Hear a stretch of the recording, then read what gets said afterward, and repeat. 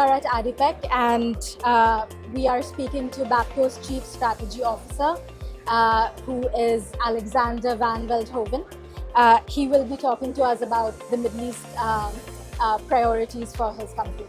So thanks for joining us, Alexander. Let's get into the interview straight away. Fantastic. Thank you for making time for us. Great. So maybe you can talk to us a little bit about how Bapco Energies is, driving transformation, in supporting the sustainable energy future. Yeah, no, absolutely. I mean, transformation is at the core of everything that we do. Yes, we are an oil and gas company, and we've done that for a very, very long time. But undeniably, we're also, exploring the ways on how we can diversify our portfolio. And, transformation of that is at the core of what we do. We're very aligned with the national energy strategy of the kingdom that talks about kind of the energy security that we have for the island.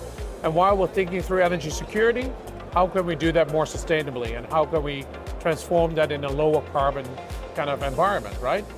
And so we're very aligned with that strategy. We are also kind of looking internally of what we can do internally with our own assets. And the way how we do that is to really think about the hydrocarbon value chain from soup to nuts, as I like to say, from the beginning in the upstream, through our midstream, through our downstream organizations, and really look at that from a holistic point of view. Really gives a very good and interesting point of view as to where we can decarbonize and where we need to focus basically in terms of transitioning into a lower carbon environment. But there's also other initiatives that we're doing within the company. For example, we're setting up a BE Ventures company, and we recently hired a CEO for that, Arish Al-Shakar, and she's looking into how we can contribute from a venturing point of view into the new space of energy transition, new technologies that will help us decarbonize, but also new technologies in, for example, wind and solar that can bring alternative energies to the island. So we're looking at transformation from every single angle in Bapco Energies, and we're open for it all at this point. So what are some key projects that are going to help you in advancing your priorities? Yes. So priority number one, of course, is our existing operations to do that safe and do that reliably.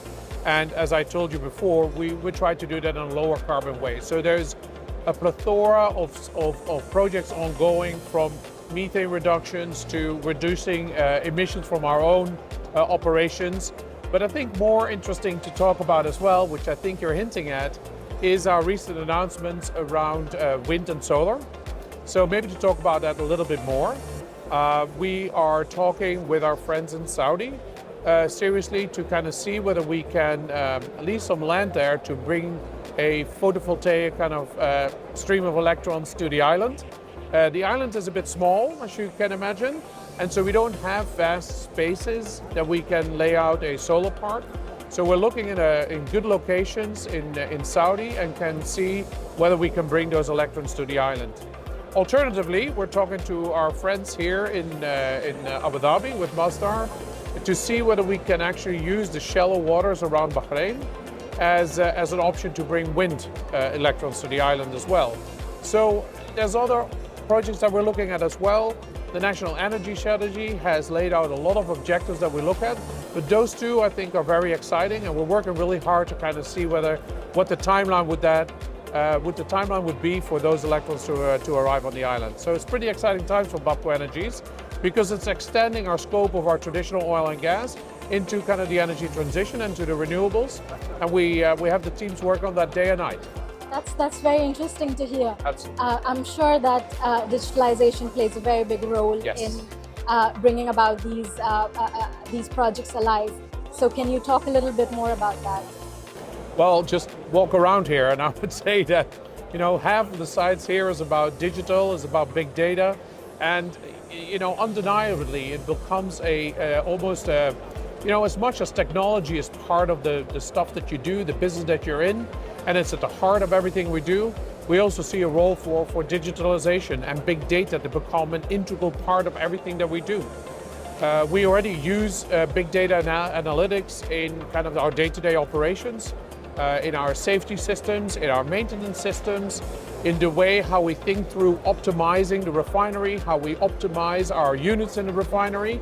It's an ongoing debate, and we constantly are looking for use cases wherever we are to see how we can make smart use of these new technologies and existing technologies, to be honest, to do things a little bit more efficient, to drive that efficiency into our operations, but also to open up the aperture and to look at things a little bit differently. And you know, AI and big data and data analytics are such an interesting space to help us as a tool, to help us to go through those efficiencies and to help us to optimize whatever we do.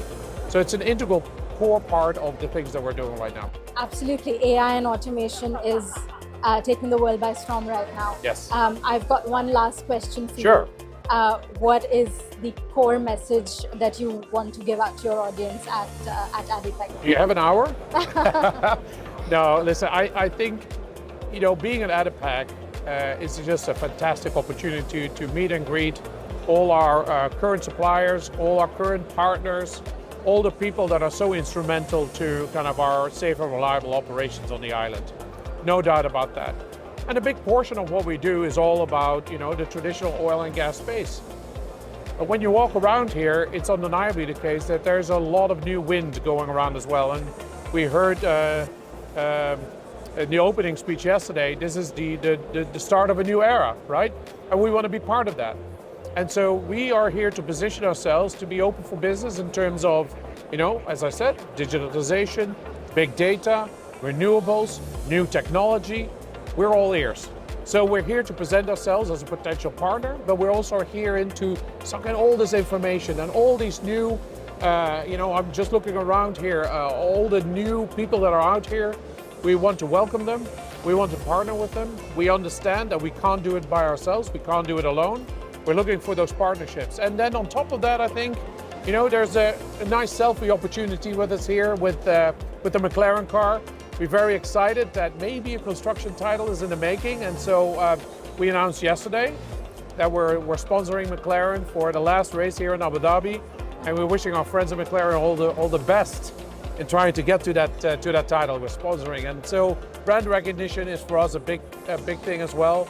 So I hope to enjoy a lot of our partners and our new partners here on the Bapco Energies booth and positioning our Bapco Energies brand with as many people as we can. I think that's about it.